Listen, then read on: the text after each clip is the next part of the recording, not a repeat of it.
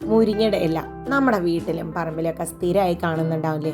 ഇവിടെയൊക്കെ ഞങ്ങൾക്ക് കടകളിൽ നിന്ന് വാങ്ങിക്കേണ്ട ഒരവസ്ഥയാണ് മുരിങ്ങയുടെ ഇല കേട്ടോ. മുരിങ്ങയുടെ ഇല വളരെയധികം ഹെൽത്തിന് നല്ലതാണ്.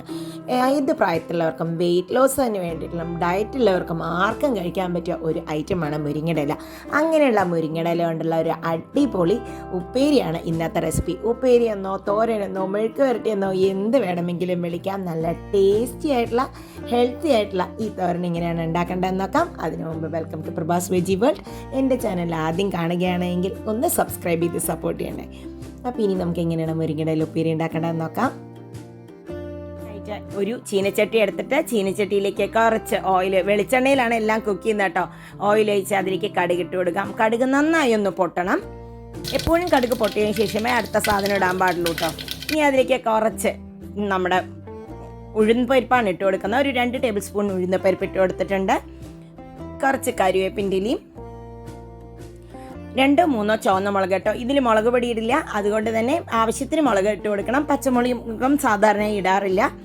ഇതിനെ നന്നായി ഒന്ന് നമുക്ക് വഴറ്റിയെടുക്കാം. നോക്കുമ്പോൾ കണ്ടോ നമ്മുടെ ആ ഉഴുന്നുപരിപ്പിൻ്റെയൊക്കെ കളറ് മാറിയിട്ടുണ്ട് കേട്ടോ. ഉഴുന്നുപരിപ്പൊക്കെ ഇതിലിങ്ങനെ കടിക്കുന്ന തന്നെ ഒരു നല്ലൊരു ടേസ്റ്റും ഫ്ലേവറുമാണ് നമ്മുടെ ഉപ്പേരിക്ക്.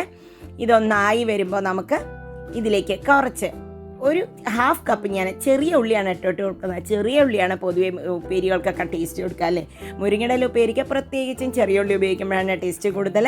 അത് നന്നായി ഒന്ന് വഴറ്റിയെടുക്കണം. കളറൊക്കെ നന്നായി മാറി ഒരു ഗോൾഡൻ കളർ ആവണം.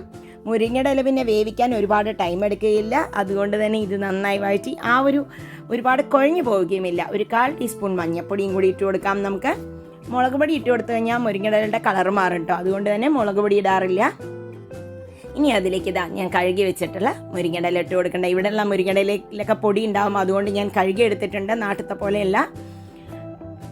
അപ്പോൾ ഇതിനെയൊന്ന് നമുക്ക് ആവശ്യത്തിന് ഉപ്പും കൂടി ഇട്ട് കൊടുക്കണം കേട്ടോ. ഞാനതിനെ ജസ്റ്റ് ഒന്ന് ആദ്യം മിക്സ് ചെയ്യുന്നുണ്ട്. എന്നിട്ട് ആവശ്യത്തിന് ഉപ്പിട്ട് കൊടുക്കാം.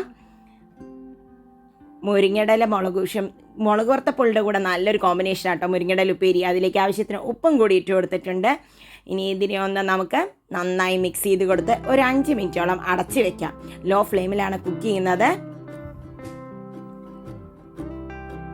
ഇപ്പോൾ ഒരു 5 മിനിറ്റ് കഴിഞ്ഞിട്ടുണ്ട് കേട്ടോ. ഇപ്പോൾ കണ്ടോ ഇതൊക്കെ നന്നായി വെന്ത് വന്നിട്ടുണ്ട്. ആ മുരിങ്ങയുടെ ഇലയും നമ്മുടെ ഉള്ളിയും ഉഴുന്ന് പരിപ്പൊക്കെ കൂടി നല്ലൊരു ഫ്ലേവറാണ് കിട്ടുന്നത്. ഇപ്പോൾ ഇത് നമ്മുടെ മുരിങ്ങയുടെ ഇല വെന്ത് വന്നു കഴിഞ്ഞാൽ നമുക്ക് കുറച്ച് തേങ്ങയും കൂടി ഇതിലിട്ട് കൊടുക്കാം.